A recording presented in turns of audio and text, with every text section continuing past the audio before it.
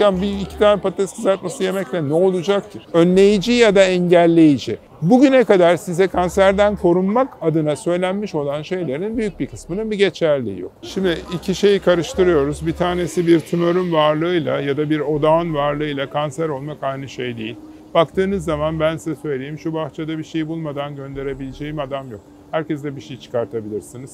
Bu ister displazi olur, ister başlangıç formu olur, isterse bilmem ne olur ama boş gidecek insan yok. Dolayısıyla erken tanı konusu biraz tartışmalıdır. Çünkü erken tanının amacı belli bir sıklıkta görülen hastalığın erken tanısı artı bu hastalığın ortaya çıkaracağı maliyetin ortadan kaldırılması. Bakın yanlış anlamayın. Erken tanının amacı insan kurtarmak değil.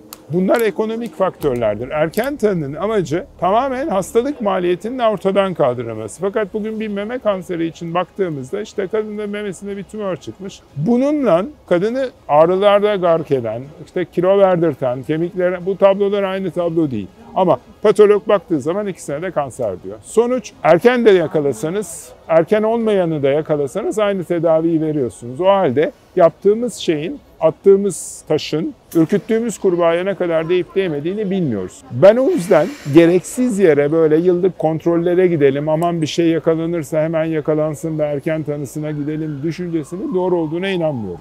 Çünkü sistem öyle bir hale geldi ki sadece basit bir girişimle kalmıyor. Erken tanındı ama işte sizde bir de aynı zamanda bilmem ne yapmak lazım. Bunun genine baktırmak lazım. Bak en son zamanların moda olan kısmı bu.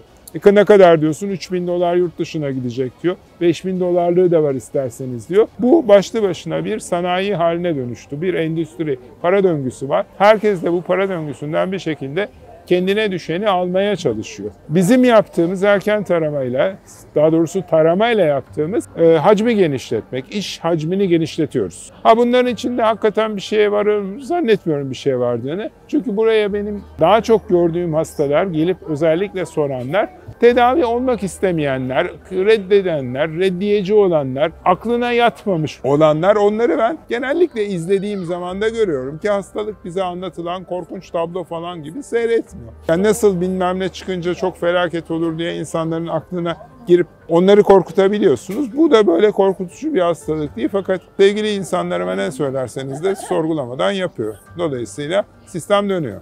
Bulunmuş, betimlenmiş bir ilaç yok ama bakış açısı da yok. Tıpta hiç olmadığı için endüstri daha üstün. Çünkü en iyileri alıyor. Endüstri akademinin de en iyilerini alıyor. O kuralların büyük bir kısmının bir geçerliği yok. Şimdi istatistiklere göre kural saptayan ülke Amerika Birleşik Devletleri. Amerika Birleşik Devletleri pek çok açıdan eleştirebilirim ama bazı açılardan hakkını teslim ederim. Ama şunu net olarak söyleyebilirim. Türkiye Cumhuriyeti'nin yaşadığı şu koşullarla Amerika Birleşik Devletleri'nin yaşadığı koşullar aynı değil. Dolayısıyla başkasının ölçüsüyle bize elbise dikemiyorsunuz. Olmuyor. Ama bizim mesela akademi bu konuyu hiç düşünmüyor. Yani Amerika'nın kendi şartlarında bulduğu bir takım çıkarımlar Amerika'yı bağlar, geçerli olabilir ama Türkiye'de sınanıp doğrulanmadığı sürece bir geçerliği yok. Bunun en basit örneğini başka alanlarda yaşadık. Yani bir kolesterol hikayesinden vay yumurta bilmem nedir kısmını, tereyağı bilmem nedir kısmını artık onlar da kabul etti ki bununla bir alakası yok. Ama değişim 50 yıl aldı. Patates kızartması kısmında en son birileriyle konuştuk. Yani bir iki tane patates kızartması yemekle ne olacak ki? Bunu mesela anlatabilene kadar akademi bununla ilgileniyor mu? Üniversiteler, kongreler özellikle. Kongrelerin bir ilgisi var mı? Yok. Alakaları yok. Yani kongrelerde konuşulan konular bizim günlük yaşamımızda bize yol gösterecek bir takım önerilerin çıkarılmasıyla sonuçlanmıyor. Biz onları daha çok halkla ilişkiler şirketleri aracılığıyla Türkiye'ye giren çalışmaların özetlerinden dinliyoruz. Oraya giden birilerine bir şeyler söylüyorlar. Onlar geliyor burada bunu tekrarlıyor. Kimse aslında okumamış.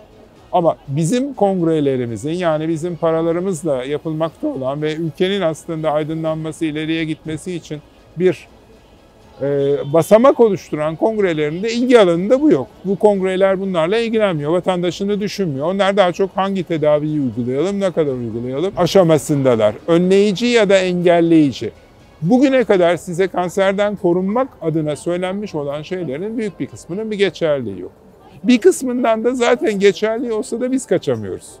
Adama diyorsun ki burada işte yaşamak hava kirliliği falan ne yapayım diyor adam. Haklı. Ne yapacaksın ki? Burada işte bu kadar yani yapacak bir şey yok diyor ve konu kapanıyor. Ne oluyor o zaman? Sadece kansere bakmayın diyoruz. Bakın otizm de artıyor. Ülseratif kolit artıyor. İşte Akdeniz ateşi inanılmayacak yaşlarda görünüyor. Çocukluk hastalıkları erişkinde görünüyor. Erişkin hastalıkları çocukta görünüyor. Diyorsun ki bir saçmalık yok mu, değil mi? Bakmıyor musun falan diyorsun. Kimsenin de baktığı yok. Olduğu şekliyle geçiyor. Bazen insanlar bir olay olmaktayken oluşunu, başını, sonunu bildikleri halde müdahale olamazlar. Olmazlar, olamazlar. Ataletleri vardır. Şu anda o dönemden birini yaşıyoruz.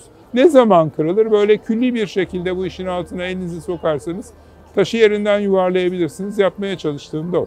Çok büyük bir kısmı aslında kurtuluyor. Büyük bir kısmında zaten bir şey yok. Kurtulanların bir kısmı tedaviyle kurtuluyor, bir kısmı bir şey olmadığı için kurtuluyor. Yani biz abartarak konuya girdiğimiz için kurtuldum diyor. Halbuki bir şeyin zaten yoktu diyemiyorsun artık. Bu morali bozulmasın, kurtulduğunu düşünsün diye. Ama anlatıldığı gibi de bir olay yok. Fakat birisi de böyle başına kötü bir şey gelirse herkesin umudunu kıracak şekilde böyle bir örnek olarak veriliyor. Bu özellikle ünlü camiasından olan örneklerdir. Yani birinin başına bir şey gelir mesela herkese örnek olsun diye anlatılır. Biri bir şey yenerse herkese o anlatılır. İşte bilmem nereye gitti, bu hastalığı yendi. Bunun ne kadarı doğrudur, gerçekten mi doğrudur? O da bizim ilgi alanımızda değil. Dolayısıyla vatandaş arada koklaya koklaya el yordamıyla ve ben size söyleyeyim en doğrusunu ya kendisi buluyor. Vatandaş doğrusunu kendisi bulur. Burada birazcık böyle az formatlanmış, yarı formatlanmış beyin sorunu vardır. Biraz beyaz yakalılık mesela sorundur burada. Beyaz yakalıya bir şey söylediğin zaman olduğu gibi kabul eder, araştırmaz, sormaz. Bu böyledir, doğru söylüyordur falan der. Halbuki vatandaş mesela bakar şöyle hastasına, yapılana bakar. Ondan sonra eğer bir kafasına takılan durum varsa gelir söyler. Yoksa zaten olayları zaten o kader olarak kabul etmiş. Bir yere kadar geçerliliği var. Doğru uygulayacaksınız ama hani orada da bilinen bizim tıpta bildiğimizden daha fazlası değil, onu söyleyebilirim. Zararı yok diyebiliyorum. Uçlaştırmayın diyebiliyorum. Olmadık şeyi denemeyin. Mesela kadının memesinde küçücük bir tümör varmış. Kadın inatla gitmiş oraya sülük yapıştır. Ve sülük oraya yapıştıktan sonra o lobun bütünü 10 santim falan böyle tümöre dönüyor. Şimdi bu işler bizim bilmediğimiz işler. Kimse memesindeki tümör için bugüne kadar sülük yapıştırmadı. Alternatif tıbbı da düzgün kullanırsanız bir anlamı var. En azından tamamlayıcı, destekleyici tıp olarak bir anlamı var ama olmadık şeyi olmadık şeyle ben tedavi ediyorum derseniz o red kit'te vardır. Böyle tekerlekli sandalyeyle gelen adama bir şey içirirsin, dans ederek gider. Böyle bir aldatmaca.